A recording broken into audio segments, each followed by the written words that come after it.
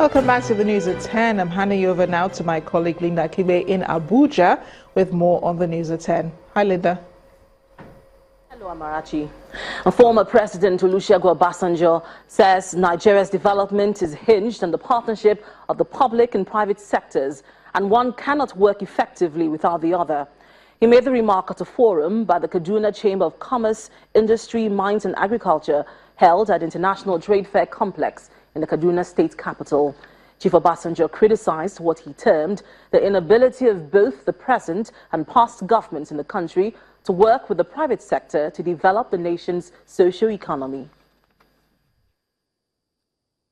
The gathering at this one-day seminar organized by the Kaduna Chamber of Commerce, Industry, Mines and Agriculture is to rub minds on the best possible ways to harness the public-private partnership ideology. Working together. Chairman of the occasion and former President Chief Olusegun Obasanjo believes the way forward for development is when there is a synergy between the public and private sectors. The truth is this: the private sector and the public sector are two legs of the development, be it economic also. And just as you cannot walk fast and walk well with one leg, you cannot move fast in your development if the emphasis is only on private sector or only on public sector.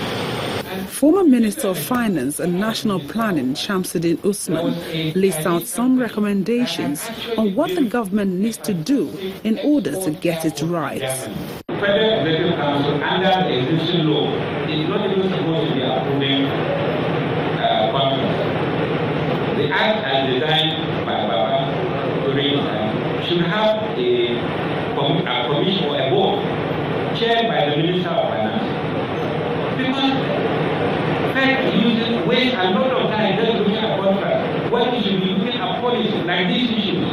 How can we make PPP happen? The host governor, Nasiru El-Rufai, highlights some of the collaborative efforts of his administration with the private sector to show that both sectors are fully aligned to move the state forward.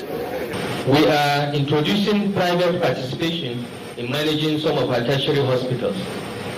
The 300-bed Millennium City Hospital will be placed under private management. We hope that will attract medical tourists to Kaduna. In the area of physical infrastructure, Mr. President, we are pursuing some public-private partnerships, focusing our own public resources on township roads and rural roads that may not be commercially viable, and we are doing a lot of that. The take-home from this seminar, going by all that has been tabled, is that there's a lot to look forward to, because once the public and private sectors are in agreement, development is all but certain. Illegal immigrants across border towns in Ogun State may be in for a showdown with the state command of the Nigerian Immigration Service, which is set to commence a raid on them. The State Area Controller of Immigration, Mr. Ajibola Bayiroju, said this has become necessary in view of involvement of illegal immigrants in criminal activities in the area. While parading 3 immigrants arrested in the Ayetoro area of the state for alleged armed robbery, Mr. Bayiroju said he has obtained permission for the raid. We are trying to raid them all over the state. That's what we are trying to do. If you are here legally, nobody will harass you. But a lot of them are here illegally. So we are trying to make Nigeria a very safe country. We are trying our best because of the security situation in the country. We are trying to maybe see what we can do, work in synergy with other authorities, other maybe police, other authorities that are involved in security.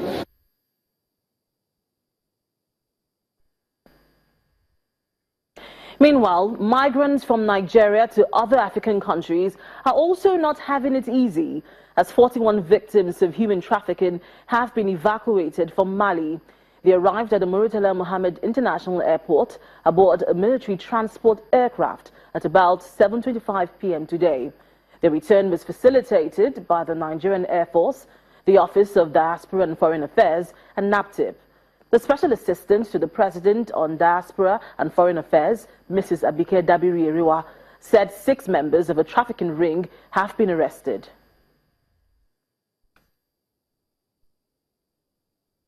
There has to be rehabilitation, reorientation, counseling. They are traumatized. You can see that they are traumatized young girls, and they have stories of woes to tell. 6 suspects have been arrested. We're glad about them. And we have to continue to discourage this issue of trafficking. Now, these girls were ignorant. What they expected was not what they got. And parents should continue to watch their words. And when you say poverty, I think it's much more than poverty. I mean, what's the point? They've lost. We don't even want them to lose their dignity. And like I told them, they are not criminals. They went in search of a better life, which didn't turn out to be the kind of life they would have wanted. And they are back voluntarily. At least most of them said they want to come back home. So again, we have to work with NGOs, caregivers, rehabilitation, reorientation. And they keep telling parents that some of them push their children into this kind of lifestyle. And then the more you get the suspect, the madams, so to speak, I mean, it's going to help a lot in dissuading human trafficking. So this is particularly touching because they're all girls, 41, whose lives would have been ruined, but thank God they're back. And the work begins now with these girls.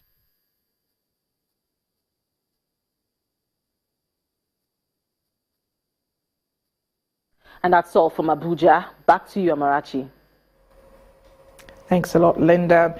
Now, our reports at Rafin Dadi village in Konekong Chiefdom in Jema local government area of Kaduna State has come under heavy attack by gunmen suspected to be herdsmen. Channels Television gathered that the gunmen invaded the community at about 6 p.m. today. A resident of the community told our correspondent that gunmen invaded the community from a nearby forest and started shooting sporadically all over the place. He added that the attack created panic as residents scampered for safety.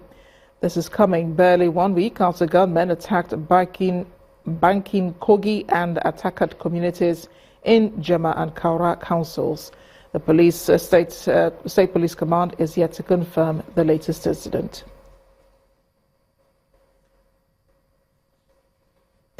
Emana Mawe joins us now with business news. You first. First Bank.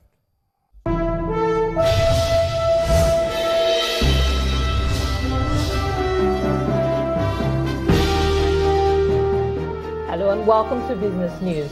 Nigeria's central bank kicks off the new markets week with the sale of $100 million to commercial banks in a follow-up to last week's rapid intervention that saw nearly $800 million forex auction to ease liquidity. The CBN also pumped an additional $80 million through banks for wholesale forwards markets for the settlement of dollar demand for school fees, medicals, and personal travel allowance. The regulator's latest intervention puts the total value injected into the forex market at 180 million naira today.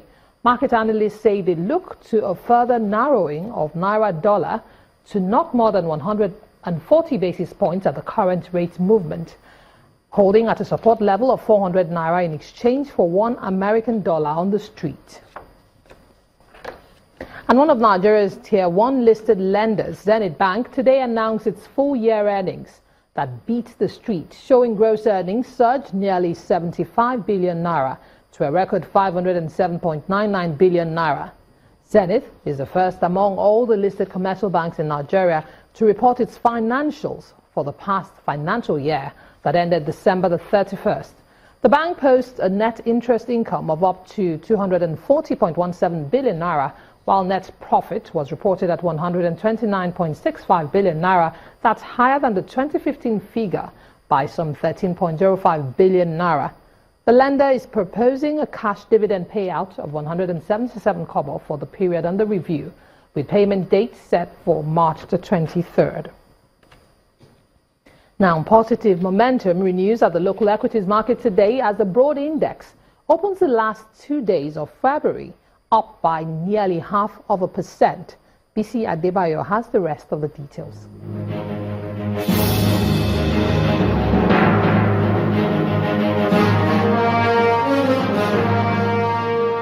An impressive 2016 full-year earnings report released by Tier 1 lender Zenith Bank drove market volume higher at the end of Monday's trading session at the NSE.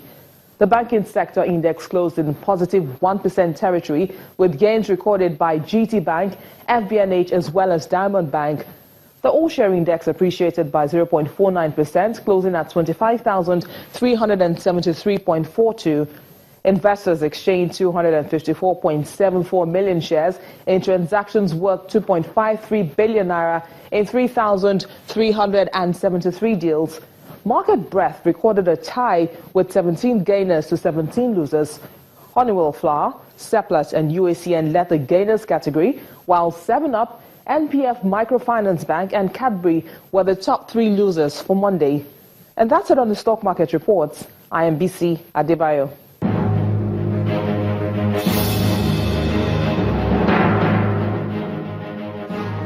Thank you, BC. Meanwhile, U.S. stocks opened slightly lower earlier today following another record-breaking week in the major averages.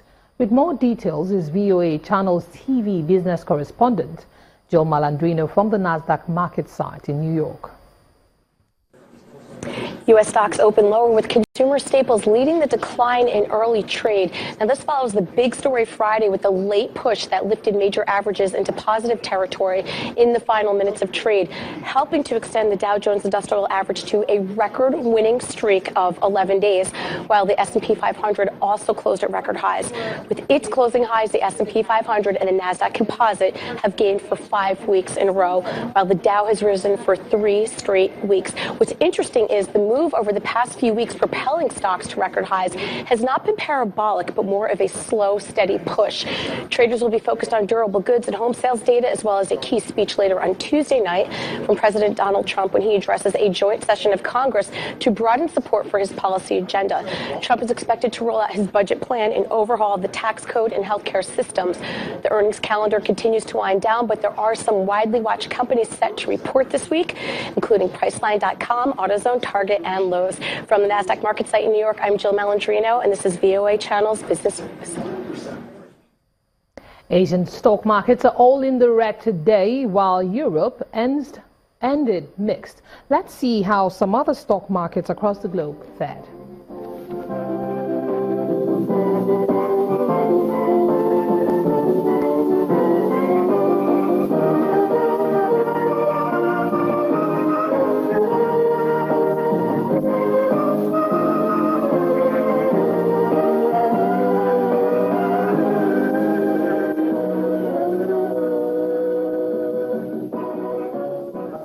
That's Business News tonight. Thank you for staying with us. I'm Emana Amawe. The news at 10 continues.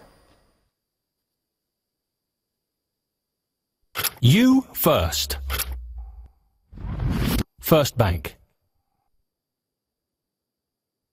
Still ahead on the news at 10, Australian Open champion Roger Federer returns to action at the Dubai Open with a win over Benoit Paire.